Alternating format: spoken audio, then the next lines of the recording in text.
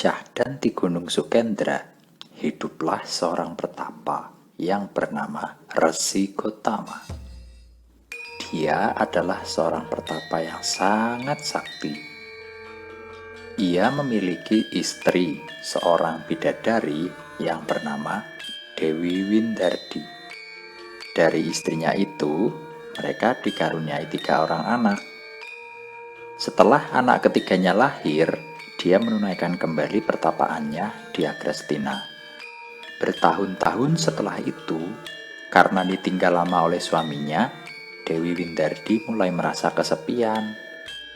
Hal itu membuatnya sedih, hingga suatu hari dia dihampiri oleh seseorang. "Cahayu, kenapa engkau menodai pipimu dengan air mata? Apa yang membuatmu bersedih?" Sendika dawuh Gusti, hamba hanya sedang merasa kesepian karena kepergian suami hamba, Gusti.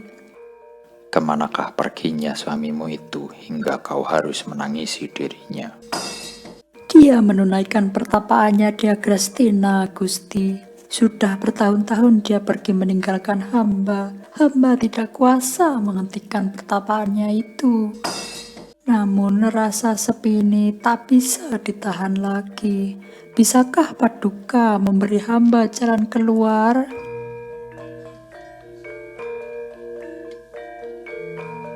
Kesepian adalah salah satu penyakit yang bisa menyebabkan kematian. Aku mengasihimu, Cahayu.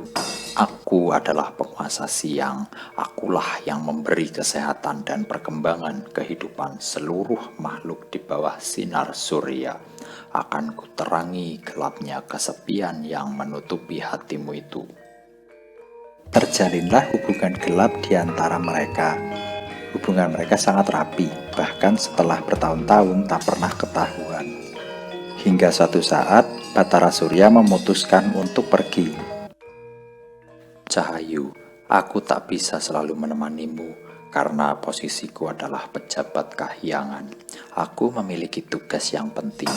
Seorang pejabat tidak boleh melalaikan tugasnya. Namun, janganlah engkau bersedih, Cahayu. Aku akan memberimu hadiah." Ini adalah sebuah pusaka. Pusaka ini disebut Cupu Manik Astagina. Pusaka ini memiliki sebuah kesaktian yang luar biasa. Engkau akan melihat gambaran swarga loka di dalam isinya. Keindahannya akan menghipnotis siapapun yang melihatnya. Namun, jangan sampai pusaka ini jatuh pada manusia biasa, karena jika manusia biasa melihat isinya, maka hal buruk pasti akan terjadi. Dewi Windardi menerima hadiah itu, dan cupu tersebut membuatnya melupakan kesepiannya. Tapi, karena terlalu asik mengamati isi dari cupu, Dewi Windardi lupa dengan sekelilingnya. Ternyata Dewi Anjani, anaknya yang paling cantik, kerap memergoki ibunya melihat cupu secara sembunyi-sembunyi. Ibu, benda apa yang sering ibu lihat itu?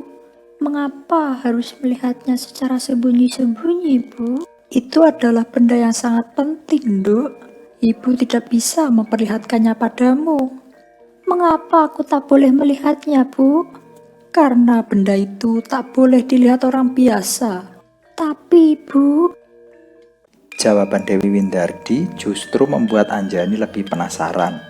Anjani menjadi semakin sering menanyakan benda itu di setiap ada kesempatan. Karena sering diganggu, lama-lama Dewi Windardi pun tak bisa mengelak. Dengan terpaksa, Dewi Windardi memperlihatkan cupu manik itu pada anaknya. Seperti Batara Surya, Dewi Windardi juga memberikan peringatan pada Anjani. Namun, apalah daya Windardi, Anjani sama terlenanya seperti sang ibu. Sehingga adiknya, Guarsa dan Guarsi tertarik juga pada cupu manik itu. "Kak Anjani, apa adekku Guarsa? benda yang kau pegang itu terlihat sangat indah. Bolehkah aku meminjamnya sebentar?" Jangan adekku, ini bukan untuk anak laki-laki. Sebentar saja, aku hanya ingin melihatnya.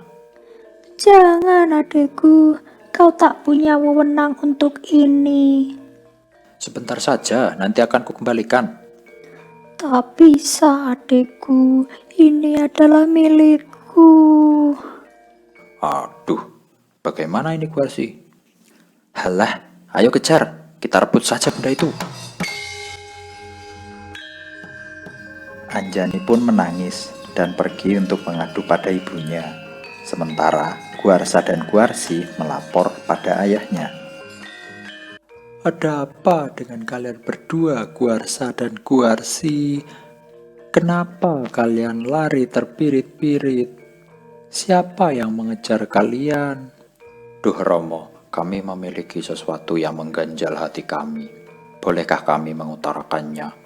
Mengapa engkau memberikan mainan yang sangat indah pada kakak Anjani, namun tidak memberikan apapun pada kami berdua? Jika begitu, maka ayah bisa kami sebut orang tua yang pilih kasih. Lulu, nanti dulu. Bagaimana kamu bisa mengucapkan hal itu? Kenapa kamu bisa berpikir seperti itu? Ayah, kenapa engkau pura-pura tidak tahu? Benda yang sangat indah itu dimiliki oleh kakak Anjani. Siapa yang memberikan itu jika bukan engkau, ayahanda? Seingatku aku tak pernah memberikan apapun pada Anjani. Anjani, Wonten dawuh Romo. benda yang ada di tanganmu itu coba bawa ke sini. Cupu Manik Astagina.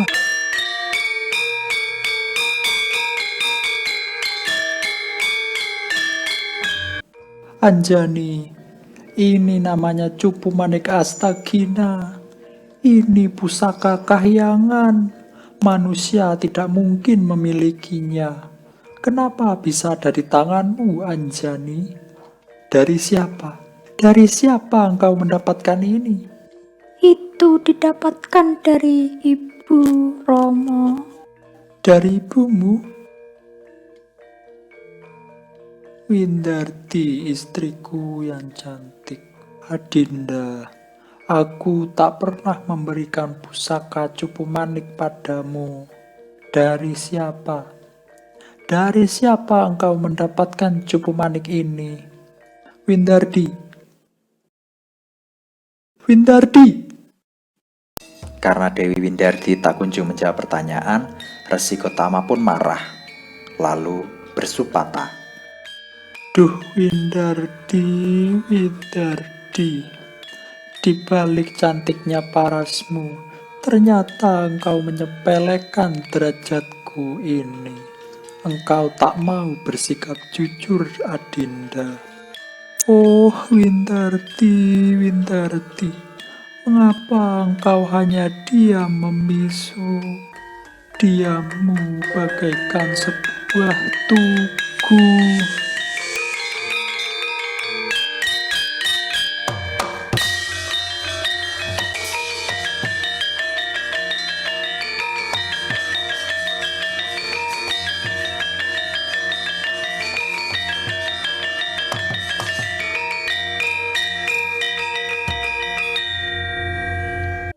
Anak-anakku, nasi yang sudah jadi bubur tak bisa kembali jadi nasi lagi.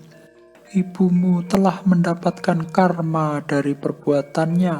Oleh karena itu, relakanlah ibumu. Ibumu sudah berwujud seperti itu. Biarkan dia menjalani hukumannya. Patung Sang Dewi dilemparkan oleh Resi Gotama dan jatuh di Taman Argasoka Kerajaan Alengka. Konon katanya jika tugu itu digunakan untuk membela kebenaran dan memerangi angkara murka, barulah kutukan akan berakhir. Sekarang siapapun yang pertama kali menemukan Cupu Manik itu, maka dialah pemiliknya. Duh anak-anakku, Anjani, Guarsa, Guarsi, Mengapa perilaku ibumu tidak bisa menjadi cermin bagi kalian? Angkara murkamu lebih tinggi daripada kebajikan. Apalagi makhluk yang sukanya rebutan hanyalah sifat dari kera. Duh Gusti, mohon ampun Gusti. Dalam sebentar saja Cupu Manik itu sudah hilang tak terjangkau mata dan terpisah menjadi dua bagian. Bagian mangkuk jatuh ke tanah dan menjadi sebuah telaga bernama Nirmala. Sedang tutupnya jatuh menjadi telaga Sumala. Karena terlambat datang, ketika kakak beradik itu mengira bahwa Cupu Manik Astagina jatuh ke dalam air telaga. Tanpa berpikir panjang, Guarsa dan Guarsi segera menyelam ke dalam telaga. Sementara Anjani, yang tak seberani kedua adiknya, hanya bisa menunggu di pinggiran telaga. Guarsa dan Guarsi berpencar untuk mempercepat pencarian. Setelah lama mencari, mereka tak kunjung menemukan cupu itu. Lalu hal tak terduga pun terjadi. Hei siluman yang menunggu telaga, kembalikan Cupu Manik Astagina, itu adalah milikku. Jangan bercanda, kaulah yang harus mengembalikan Cupu Manik itu. Lah dalah, jika engkau tak mau mengembalikannya, maka akan kupecahkan kepalamu. Majulah kapan saja, akan kupotong-potong mayatmu.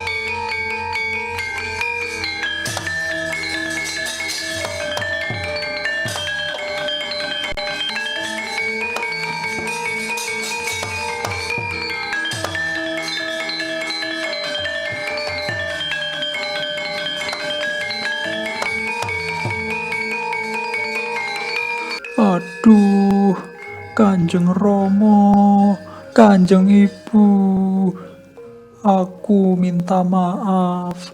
Kakak Anjani, kakak Guarsa, aku pamit mati.